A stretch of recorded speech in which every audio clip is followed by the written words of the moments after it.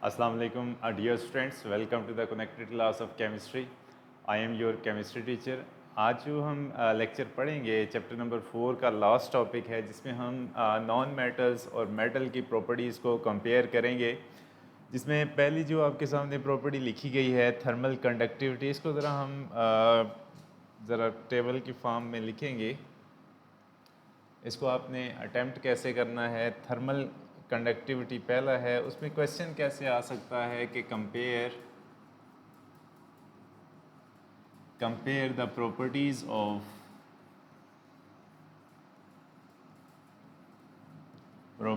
Of metals and non metals. ठीक है, अब ये जो है ये आपके पेपर में क्वेश्चन आएगा, आपने इसके अंदर कंपैरिजन करना है। जो फॉर एग्जांपल हम ये डिफ्रेंशिएट कर लेते हैं। एक साइड पे हम लिखेंगे मेटल्स को और दूसरी साइड पे हम लिखेंगे नॉन मेटल्स को। इस साइड पे क्या आ जाता है मेटल्स और इस साइड पे क्या आ जाएगा नॉन मेटल्स। अच्छा, सबसे पहली जो प्रॉपर्टी है यहाँ पे मैं लिख रहा हूँ प्रॉपर्टी नंबर 1। इसमें क्या है कि थर्मल कंडक्टिविटी।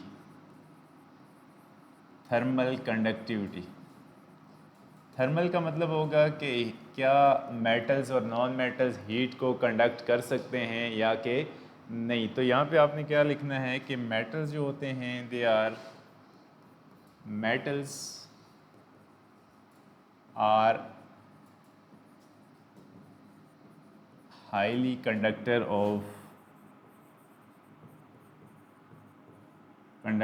Of heat. ठीक है, उसके साथ आप क्या लिखेंगे, जो नॉन मेटल्स होंगे metals can not conduct heat. ठीक है, इसकी अगर एग्जांपल हम लें, जैसे घरों में आप फॉर एग्जांपल आप स्टोव के ऊपर कोई बर्तन रखते हो जो कि मेटल का है। फॉर एग्जांपल हम आयरन, इसके लिए हम लिख सकते हैं कि फॉर एग्जांपल आयरन क्या है, मेटल है जो कि हीट को कंडक्ट कर सकता है। ठीक है, इसके लिए जो हम एग्जांपल लिखेंगे नॉन मेटल में क्या आ सकता है प्लास्टिक, जो कि जैसे घरों में हम जो आप लोग स्टोव के ऊपर कोई बर्तन रखते हो तो उसके ऊपर प्लास्टिक की कवरिंग होती है, इंसुलेशन होती है कि आप उसको पकड़ भी लें तो क्या होगा, उससे हीट पास नहीं होगी। लेकिन जो आपका आयरन या स्टील या सिल्वर का बर्तन होगा उसमें से हीट पास हो सकती है। ठीक है, तो यहाँ पे मैंने 2 एग्जांपल लिखी हैं। पहला जो पॉइंट था थर्मल कंडक्टिविटी का था कि जो मेटल्स होते हैं वो हाईली कंडक्ट करते हैं। उसके बाद जो ऑन द अदर हैंड के जो दूसरे होंगे ये तो कंडक्ट नहीं करेंगे या फिर पुअर कंडक्टर होंगे। ठीक है, उसके बाद हम जाएंगे पॉइंट नंबर 2 की तरफ। नेक्स्ट है इलेक्ट्रिकल कंडक्टिविटी। अब जो इलेक्ट्रिकल कंडक्टिविटी है point number 2,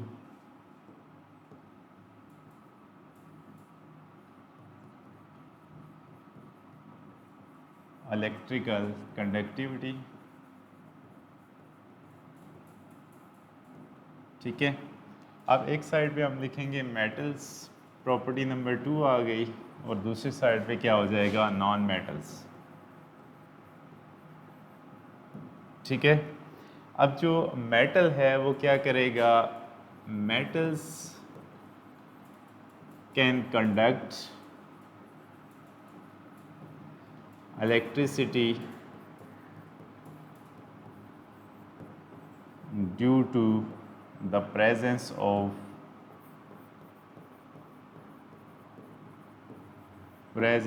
free electrons.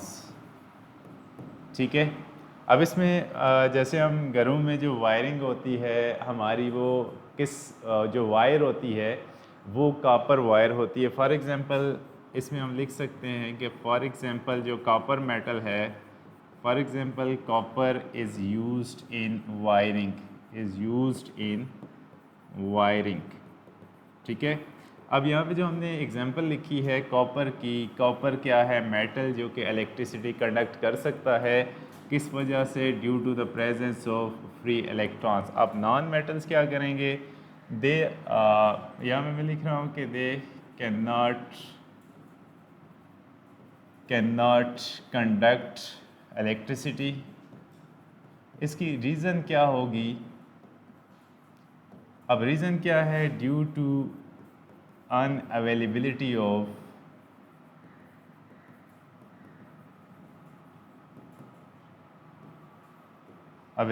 Of free electrons. ठीक है, इसमें एक जो है वो कार्बन का एलोट्रोप है जो कि ग्रेफाइट है, जो इलेक्ट्रिसिटी को कंडक्ट कर सकता है in case of non metals. तो इसमें एक्सेप्शन भी है। एक्सेप्शन हम क्या लिखेंगे? एक्सेप्शन क्या है कि graphite can conduct electricity. Graphite क्या है? नॉन मेटल है। Graphite can conduct electricity. इसको हम यूज़ कहाँ कर सकते हैं? It is used as electrodes. जो हम इलेक्ट्रोलाइसिस करते हैं उसमें इलेक्ट्रोड के तौर पे यूज़ होता है। इलेक्ट्रोड्स क्या होते हैं? ये बेसिकली पॉजिटिव और नेगेटिव टर्मिनल्स होते हैं। पॉजिटिव टर्मिनल और जो दूसरा है वो क्या हो जाएगा? Negative terminal. ठीक है, जैसे आप बैटरी को देखते हैं ना, बैटरी सेल के अंदर दो टर्मिनल्स होते हैं। एक क्या होगा? पॉजिटिव और दूसरा क्या हो जाएगा? नेगेटिव। अब जो सेल है जो घरों में आप यूज़ करते हो, ये जो वॉचेज़ हैं, वॉल क्लॉक है, ठीक है, उसके अंदर जो 1.5 की बैटरी आप यूज़ करते हैं उसके अंदर जो ये राड लगा होता है छोटा सा, वो किस चीज़ का बना होता है? ग्रेफाइट का। जो आप लेड पेंसिल यूज़ करते हैं उसका जो सिक्का होता है वो ग्रेफाइट का बना होता है। ठीक है, तो ये इलेक्ट्रिसिटी को कंडक्ट कर सकता है only in case of non metals. वो कौन सी चीज़ होगी? ग्रेफाइट। ठीक है, अब जो अगर नॉन मेटल की बात की जाए तो इसमें कार्बन के जो बकिया एलोट्रोप्स हैं जैसे डायमंड है, बकी बाल्स हैं, तो they are poor conductor of electricity. उनमें से इलेक्ट्रिसिटी पास नहीं हो सकती। ठीक है, अब यहाँ पे मैंने एक्सेप्शन ऐड कर दी है कि ये इसमें से पास हो सकती है। और अगर हम यहाँ पे एक और चीज़ लिखें कि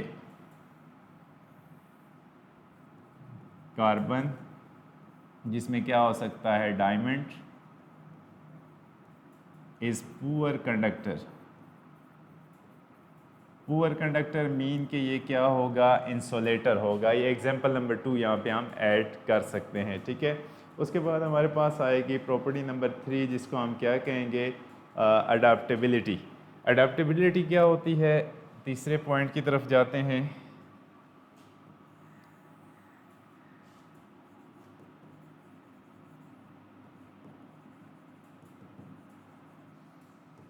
अच्छा, ये क्या है? अब यहाँ पे हमने कुछ मेटल्स को हैमर करके क्या हम मेटल्स और नॉन मेटल से कोई चीज़ें बना सकते हैं? क्या इनमें कुछ अडाप्टेशन है? क्या ये अपनी मॉडिफिकेशन कर सकती हैं? तो कौन सी ऐसी चीज़ है जो कि फ्लेक्सिबल है, मेलेबल है, डक्टाइल है, अपनी जो उसके ऊपर हम फोर्स लगाते हैं या उसको, जैसे ये वायर आपको नज़र आ रही है, इसको हम मोड़ते हैं एक साइड पे दूसरी साइड पे, क्या ये टूट जाती है? तो क्या मेटल्स टूटते हैं या नॉन मेटल्स टूटते हैं? कौन सी चीज़ ब्रिटल है और कौन सी चीज़ फ्लेक्सिबल है? तो हम यहाँ पे लिख सकते हैं कि जो मेटल्स हैं, मेटल्स आर फ्लेक्सिबल। अब दे कैन बी हैमर्ड,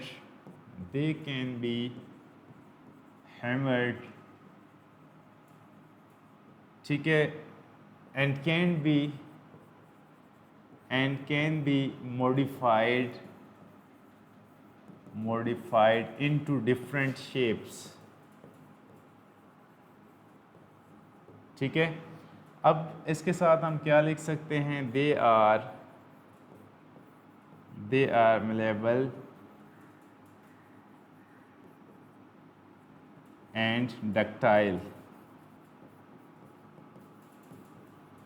ठीक है, अब यहाँ पे मैंने जो लिखा है कि उनको इजी से चमकदार होते हैं, मुलायम होते हैं और इजीली क्या होते हैं कि उनको अगर हम हथौड़े के साथ ज़रब लगाएं या उनकी शेप को चेंज करना चाहें तो आसानी के साथ हम कर सकते हैं। फॉर एग्ज़ाम्पल अगर मैं आपको एग्ज़ाम्पल लेता हूँ आयरन की, तो आयरन को जब मेल्ट किया जाता है तो वो मोल्टन स्टेट के अंदर चला जाता है। फिर इसको जब हम रूम टेम्परेचर पे लेके आते हैं तो उसको हम डिफरेंट शेप्स के अंदर कन्वर्ट कर सकते हैं। जैसे कि आयरन की स्टील बार्स भी बन सकती हैं, मुख्तलिफ़ किस्म की जो एंगल्स हैं वो भी बन सकते हैं। तो जिस शेप के अंदर हम इसको आयरन के डोर्स भी बन सकते हैं, विंडोज़ भी बन सकती हैं। तो ये है कि डिफरेंट शेप्स के अंदर हम इसको कन्वर्ट कर सकते हैं। जैसे कि कापर वायर है, इसको आप बेंड करें, खींचें तो ये फ्लेक्सिबल है, ये इतनी जल्दी ब्रेक नहीं होता। ठीक है, तो नॉन मेटल्स क्या होते हैं? Non metals are not flexible, they are hard and can brittle when force is applied,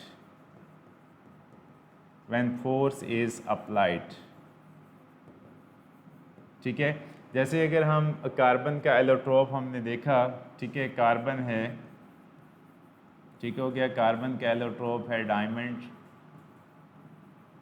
उसके बाद जो है ग्रेफाइट। अगर इन दोनों के ऊपर फोर्स लगाई जाए तो ये तो बहुत सख्त होता है, इसको बहुत ज़्यादा फोर्स की ज़रूरत होती है तब जाके ये टूट जाएगा। जबकि ग्रेफाइट को, कार्बन का जो ग्रेफाइट होता है, इसको ईज़िली आप पेंसिल का सिक्का है, इसको आसानी के साथ आप फोर्स अप्लाई करेंगे तो ये ब्रेक डाउन हो सकता है। ठीक है, उसके बाद लास्ट पे है इनका मेल्टिंग और बॉइलिंग पॉइंट। अब यहाँ पे हम लिख रहे हैं कि जो चौथी प्रॉपर्टी है मेल्टिंग और boiling point, melting and boiling point, ठीक है। अब मेल्टिंग और बॉइलिंग पॉइंट किस पे डिपेंड करता है? Depends on forces of attraction, ठीक है, फोर्सेस ऑफ एट्रैक्शन, जिसको हम क्या कहते हैं? Intermolecular forces, that is intermolecular forces, ठीक है। अब यहाँ पे अगर हम दोनों को कंपेयर करते हैं, मेटल्स और नॉन मेटल्स को, तो किस में ज़्यादा फोर्सेस हैं और किसका मेल्टिंग और बॉइलिंग पॉइंट ज़्यादा होगा? ठीक है। अब यहाँ पे जो मेटल्स हैं उनमें क्या होता है? स्ट्रॉन्ग फोर्सेस ऑफ अट्रैक्शन मौजूद होती हैं, strong forces of attraction.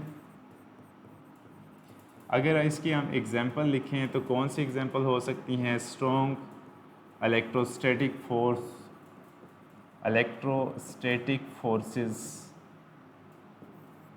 Forces between positive negative ions in ionic solids. अब अगर स्ट्रॉन्ग फोर्सेस ऑफ अट्रैक्शन हैं तो क्या होगा? इनका हाई मेल्टिंग और boiling point, high melting boiling point, ठीक है। तो बॉइलिंग और मेल्टिंग पॉइंट किसके ऊपर डिपेंड कर रहा है? फोर्सेस के ऊपर। फॉर एग्जांपल अगर हम दूसरे केस में जाते हैं नॉन मेटल्स, तो क्या होगा? Weak forces of attraction present, weak forces are present. अब ये वीक फोर्सेस कौन सी हो सकती हैं कि यहाँ पे हम लिखते हैं फॉर एग्जांपल डायपोल फोर्सेस हैं, डायपोल फोर्सेस। एक होती है वीक फोर्सेस ऑफ अट्रैक्शन जिसको हम क्या कहते हैं? वंडरवाल। यहाँ पे एक मैं नाम लिख रहा हूँ, वो आपने याद रखना है, वंडरवाल फोर्सेस। ये साइंटिस्ट के नेम से है, वंडरवाल फोर्सेस या लंदन डिस्पर्शन फोर्सेस।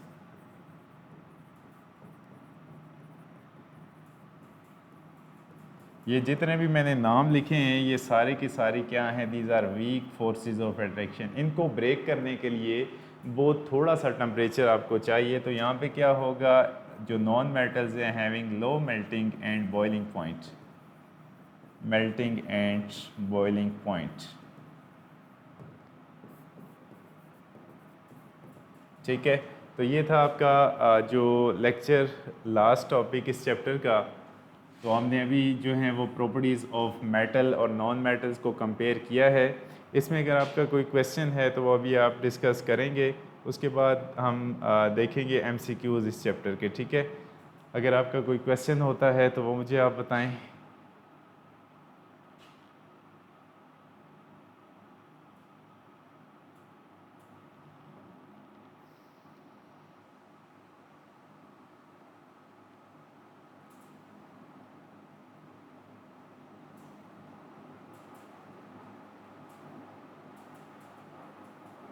ठीक है, मेल्टिंग और बॉइलिंग पॉइंट आ गया एक क्वेश्चन। Next, metal.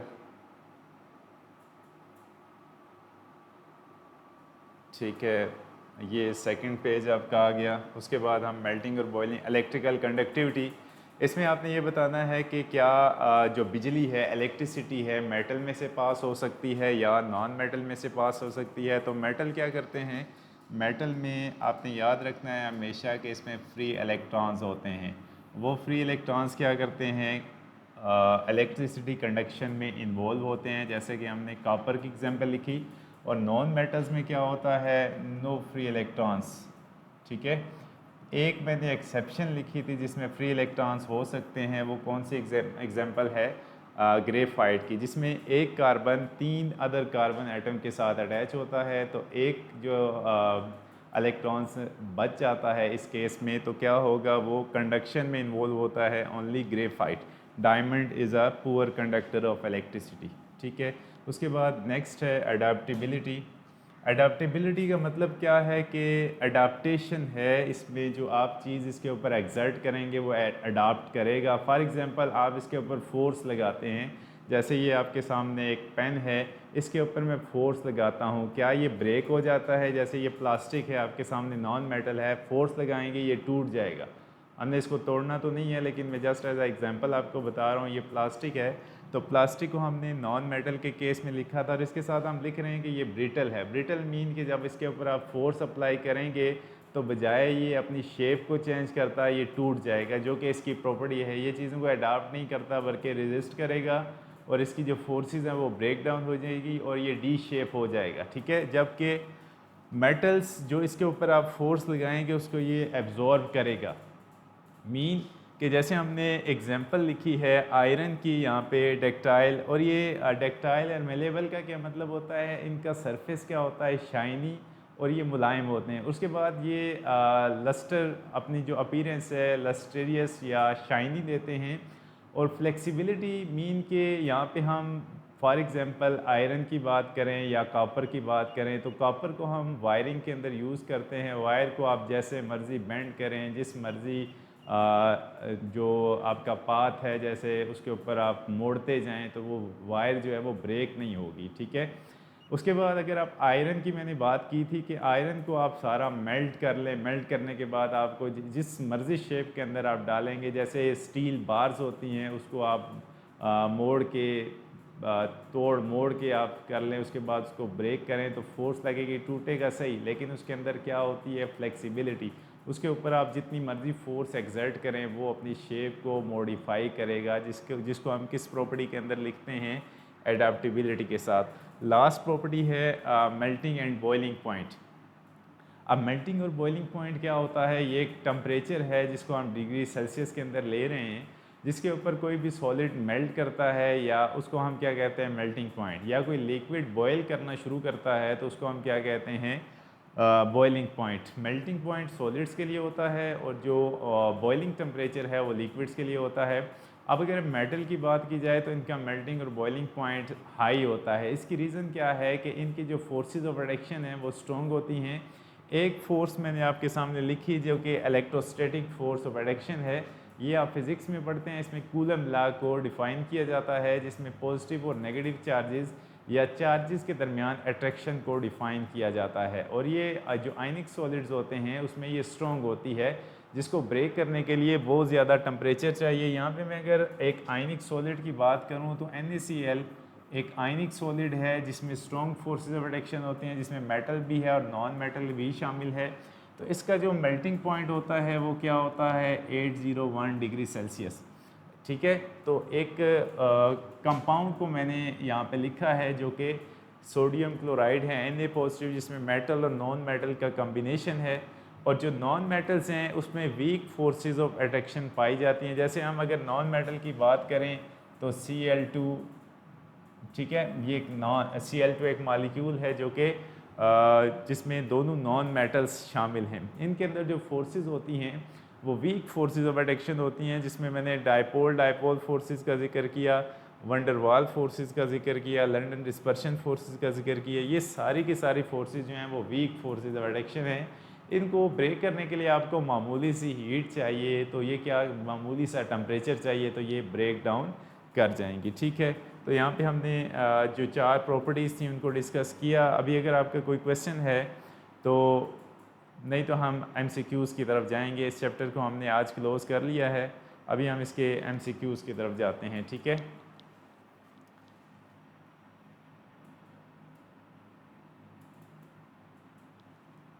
अच्छा जी, तो ये अभी जो हम डिस्कस कर रहे थे, क्वेश्चन भी है compare the general properties of metals and non metals. इसको मैंने आपके जो वाइट बोर्ड था उस पर लिख के आपको समझा दिया है। अब ज़रा मेरे साथ साथ आपने चलना है कि number of periods in the periodic table are 8, 7, 16 and 5। अब जल्दी से अपना आंसर करते जाएं। MCQ 7 number of periods in the periodic table, yes. तो यहाँ पे पहला आपका जो क्वेश्चन है उसमें आपने एग्जैक्ट किया 7 period in the periodic table. Which of the following groups contain alkali metals. कौन सा ऐसा ग्रुप है जिसमें अल्कली मेटल्स होते हैं? 1A, 2A, 7A और 8A। ठीक है, alkali metal, alkaline earth metal, sorry, यहाँ पे अल्कलीन अर्थ मेटल है, उसमें 1A आएगा, 2A आएगा, 7A और 8A। तो यहाँ पे आपने जो अल्कली मेटल है वो 1 से होता है, अल्कलीन अर्थ मेटल 2A में होते हैं। ठीक है, अच्छा, उसके बाद है question number 3, which of the following elements belongs to 8th A। यहाँ पे आपने चूज़ करना है कि 8th A में कौन सा एलिमेंट शामिल है जो कि नोबल गैस है। इसमें से कौन सा नोबल गैस है? जीनॉन। तो यहाँ पे जो नोबल गैस है वो कौन सी आ जाएगी? जीनॉन। ठीक है, उसके बाद आगे चलें तो main group elements are arranged in dash groups. Main groups कौन से होते हैं? जो कि ए वाले होते हैं, उनको हम क्या कहते हैं? Main groups. अब कितने मेन ग्रुप्स शामिल हैं पीरियोडिक टेबल के अंदर? 1A से लेके कहाँ तक जाते हैं? 8th A तक। तो यहाँ पे आपका कौन सा ऑप्शन आ जाएगा? C, 8। ठीक है, हाँ, तो यहाँ पे आपका ये ऑप्शन आ जाएगा 4 का C। यहाँ तक किसी बच्चे का कोई सवाल है तो आप डिस्कस कर सकते हैं। उसके बाद हम क्वेश्चन नंबर 5 पे जाते हैं।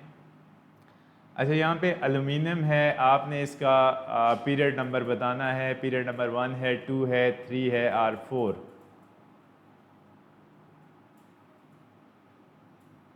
थर्टीन। अच्छा, यहाँ पे 13 का हवाला नहीं दिया गया, यहाँ पे मैं आपको समझा देता हूँ कि जो एल्यूमिनियम है 13 के साथ आप करेंगे तो 1s2, 2s2, 2p6 और उसके बाद क्या हो जाएगा? 3s2, 3p1। जो किसी बच्चे ने अभी 13 कहा था वो बिल्कुल ठीक कह रहा है, लेकिन यहाँ पे 13 का ऑप्शन नहीं है। तो इसके वैलेंस इलेक्ट्रॉन्स आपने कितने लिखने हैं? 3।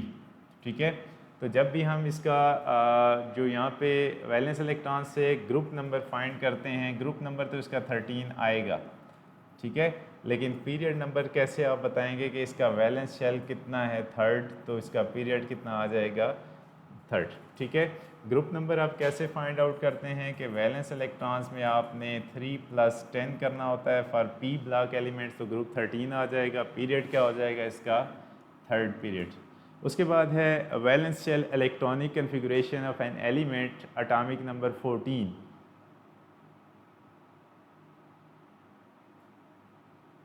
एटॉमिक नंबर 14 है, इसकी वैलेंस इलेक्ट्रॉनिक कन्फिगरेशन आपने,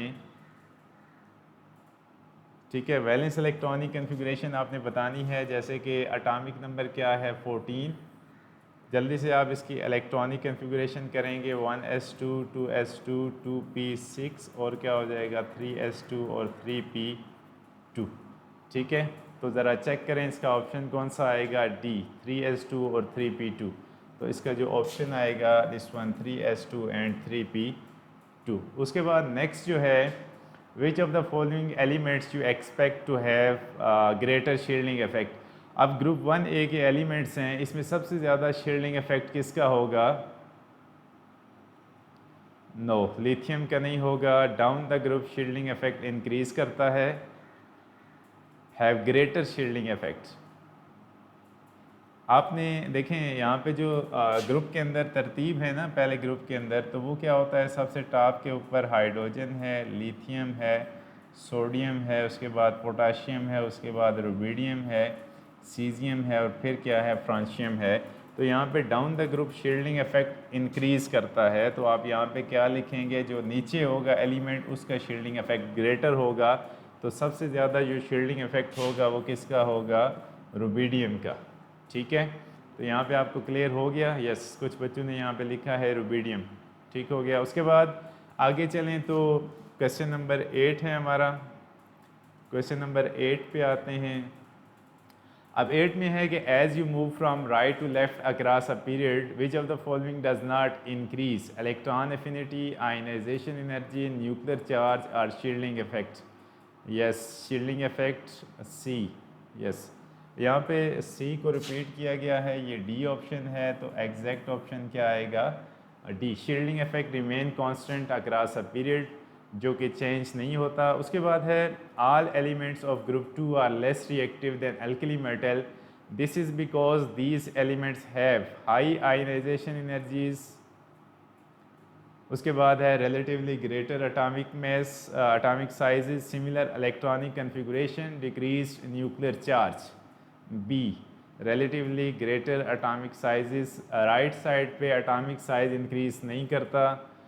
इसमें जो ऑप्शन आएगा, मैं देखता हूँ ज़रा आप में से कौन सा बच्चा इसका एग्जैक्ट ऑप्शन करता है। नो, ये ऑप्शन नहीं है इसका, थोड़ा सा गौर करें। यहाँ पे जो एग्जैक्ट ऑप्शन आएगा कि इनकी आयनाइजेशन एनर्जी क्या होती है, हाई होती है as compare to 1A group alkali metals. तो इनके इलेक्ट्रॉन्स को रिमूव करना आसान नहीं है as compare to alkali metals. तो इनकी आयनाइजेशन एनर्जी क्या होती है, हाई होती है as compare to other options. ठीक है, अच्छा यहाँ पे जो 7 का आपने पूछा है, 7 के लिए जो ऑप्शन है वो क्या होगा, रुबिडियम है। ठीक है, क्लियर है? और कोई क्वेश्चन आपने रिपीट करना है? नहीं तो अभी हम जाएंगे नेक्स्ट की तरफ। ठीक है,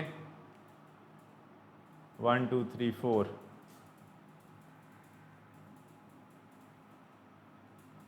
अच्छा, 1 में अगर आप देखें तो 1 के जो पीरियोडिक टेबल के अंदर नंबर ऑफ पीरियड्स हैं वो कितने हैं, 7 हैं। Which of the following groups contain alkaline earth metal, alkaline earth metal के लिए क्या होता है, 2A ग्रुप है।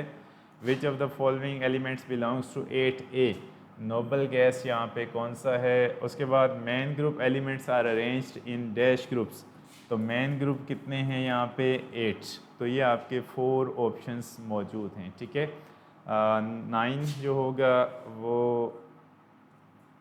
9 में आप देखें थोड़ा सा इसमें कन्फ्यूजन होगी आपको। All the elements of group 2A are less reactive than alkali metals. अब इनकी रिएक्टिविटी डिक्रीज़ क्यों करती है? इसमें जो मैंने आपको ऑप्शन बताया है वो हाई आयनाइजेशन एनर्जी है।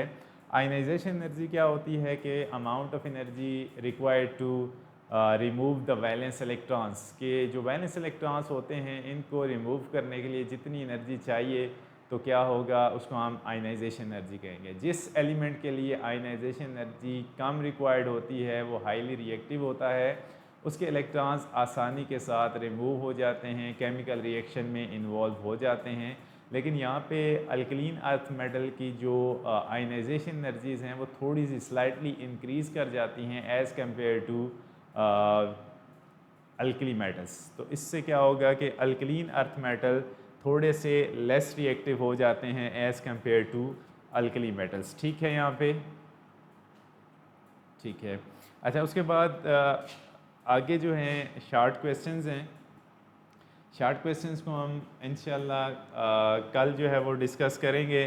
कल आपकी इस चैप्टर की तमाम की एक्सरसाइज जो है कोशिश करूँगा कि कल के लेक्चर में वो कंप्लीट हो जाए। ठीक है, कुछ शार्ट क्वेश्चंस हैं जो आपकी बुक के अंदर मौजूद होंगे, वो मैं पॉइंट आउट कर दूंगा और जो मुझे समझाने पड़े वो मैं आपको डिस्कस करके समझा दूंगा। ठीक है, अगर आप किसी बच्चे का कोई सवाल है तो वो मुझे बता सकता है, नहीं तो हम लेक्चर को क्लोज़ करेंगे।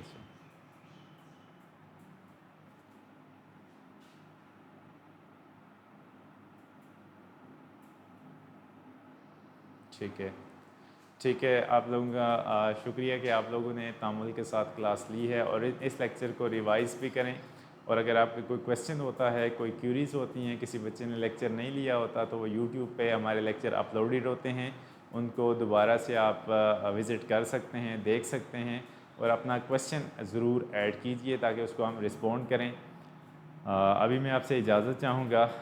अल्लाह हाफ़िज़।